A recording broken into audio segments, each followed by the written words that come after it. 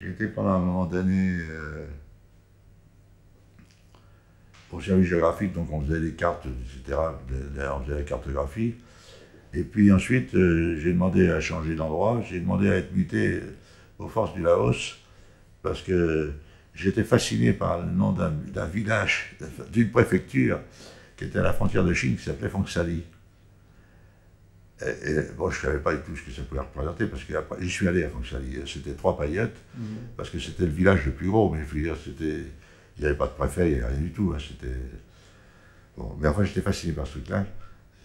En plus, le nom me paraissait très joli, Phongsali. Bon.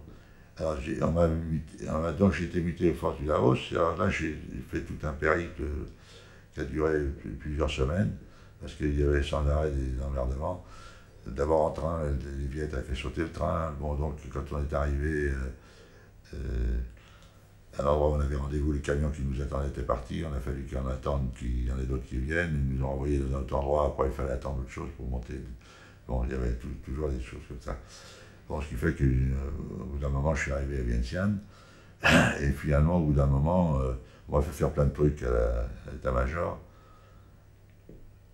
Tout ça parce que je venais du service géographique et là on me prenait pour un intellectuel. Tu faisais des photos là aussi? Non, non, je faisais pas de photos. C'est pas de photos? Non, non. Alors on m'a envoyé après à Siêng Khoang, c'est-à-dire au Tralin, c'est le pays de l'opium. On m'a envoyé là-bas au 4e commando. Alors je me suis retrouvé au 4e commando. Bon, et j'ai fait là, un certain nombre d'opérations militaires avec le commando. Voilà. Bon. Enfin, moi j'ai gardé un souvenir assez ému de ce passage dans l'Indochine, suffisamment ému pour que quelques temps après je suis reparti. Mais je suis fait d'abord après, en revenant d'Indochine, bon, j'avais fait quelques photos à l'époque. Bon, c'était un truc assez compliqué parce que comme l'Indochine est un pays chaud et humide, on a souvent plein de moisissures qui se développaient sur les pellicules, c'est-à-dire que beaucoup des photos que j'ai faites à cette époque-là étaient assez abîmées. Tu les développais et les tirais toi-même? Ben non, je les gardais, et puis quand je pouvais le faire par un photographe du coin, je le faisais faire. Mais dans le cadre de l'armée, il n'y avait pas de la photo, rien? Non, dans le cadre de l'armée, non, non. À l'époque, dans le cadre de l'armée, bon, il y avait très peu de soldats, je veux dire, c'était donc...